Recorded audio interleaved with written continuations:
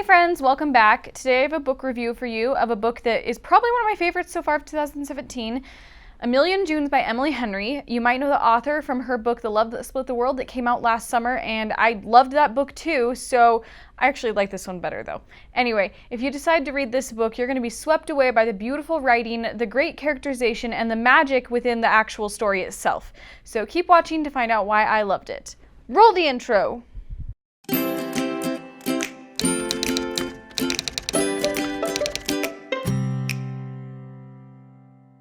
So for a brief synopsis of this book, the book centers around Jack June O'Donnell and her family. They live in this house that's kind of like a magic house. There's some spirits there that haunt it. There's a magical tree that is sometimes where you think it's going to be, and sometimes it just leads you on a wild goose chase and you can't find it in the magical forest, and other things like that. Her family, the O'Donnells, have been fighting with the Angert family for like 4 generations, so they hate them, and there's all this angry bad blood between the two of them, and they just can't get along. And June O'Donnell meets Saul Angert, who's like the older son in that family, and there's like sparks flying and stuff, but they're not supposed to like each other, so it's kind of like Romeo and Juliet, but not really at all, with magic, basically. One of the things I really love about this book is that I can see how much Emily Henry has grown as a writer from her previous book to this book. And they're not connected in any way, but she kind of tends towards the same type of story, a love story between teenagers, and then there's some magic involved. But I can see all of the things that she didn't do so well the first time, she's done a lot better this time. So the characterization, in my opinion, is a lot stronger. I think the love story is more believable. I think the magic is in some ways more interesting and more grounded in reality. And I think that just the writing in general has improved a lot in this book. I really loved her other book, but I think that this one, you can really see how far she's come as a writer in just the last year. I would say that in general, the writing of this story is one of my favorite things about it. It has this lush kind of magical quality to it, which is great because the book is about magic, and the words themselves feel like magic.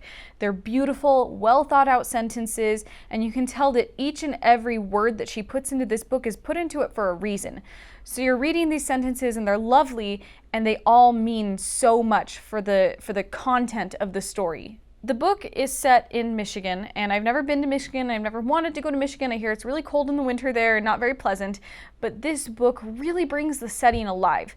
Henry's writing is so detailed and lush and beautiful that all of the 5 senses are brought to life in her writing. So you get all of the tastes and the smells and the feelings and the sights and the sounds of this setting, and it comes to life on the pages of this book. And it's really wonderful because in a book about magic, you don't want to exist in a world that's kind of stale and gray, and this setting is anything but those things. Emily Henry's strong characterization in this book made these characters extremely believable and genuine for me. The 2 main characters, June and Saul, feel like very different people, and they have like kind of a similar sense of humor, but they have very different ways of talking and interacting with each other.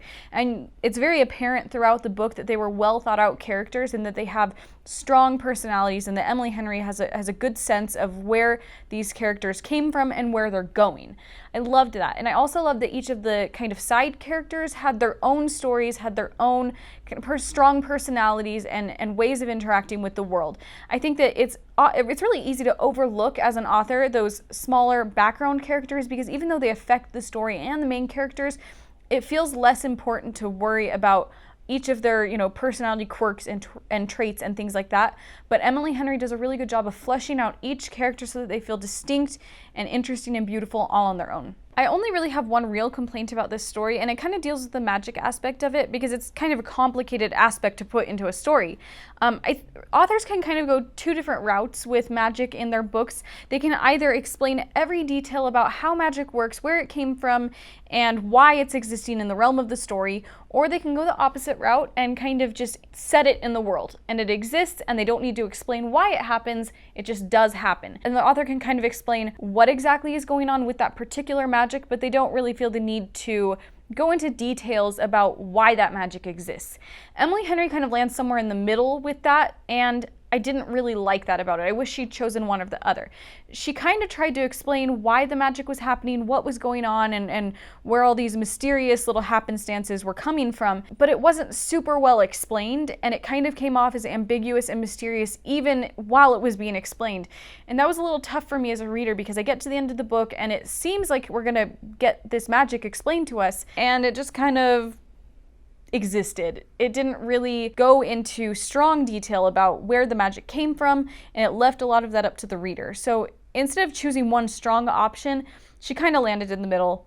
Not for me. I really wish that she'd either left it ambiguous completely or explained every detail out of it. I think that's more satisfying for the reader. Overall, I adored this book, and I honestly couldn't put it down while I was reading it, except for when I was at work helping people. And that says a lot, you know, when you can't put a book down at all. It kind of has this magical realism to it that I just think Emily Henry does really well, and her characterization was great. I mean, I loved this book. I kind of fell in love with it, fell in love with the characters and with the story, and I really recommend this to anybody who's looking for a great YA read, especially one that's like a contemporary read with kind of a twist to it. Thanks so much for watching my review of A Million Junes by Emily Henry. The next couple books that I'm probably going to be reviewing are the books that I got in my Book of the Month box this month. So I got Final Girls by Riley Sager, which I don't have in my hands right now because it's on my nightstand and the dust jacket is off and everything, so I'm not going to pull that one out for you. But I got this month The Windfall by Diksha Basu. It's about an Indian family who suddenly gets a lot of money and comes to the States, I think. Maybe they're still in India, I can't remember. But they try to live in high society, and they start to realize that money doesn't actually equal status. So it's kind of like a fun comedy about socioeconomic status and stuff like that. It looks really cute. I also grabbed from last month Priest Daddy by Patricia Lockwood. It's a memoir about a woman whose father is a married Catholic priest. Apparently it's hilarious and heartwarming and just kind of fun. So I thought I would grab that one because I'm trying to get more into nonfiction. It looks like a lot of fun. Thanks so much for watching. Please like and comment telling me if you've read A Million Junes by Emily Henry, or if you've read her other book, The Love That Split the World, and what you thought of them, because I loved them, but maybe not everybody does. And let me know if you've read any of my Book of the Month selections, because I think they look great, and I'd love to know if you've read them and what you think of them. Please like, comment, and subscribe. Thanks so much for watching. Have a great day. Bye. You know, never believe it's not so. It's magic. Oh, it's magic.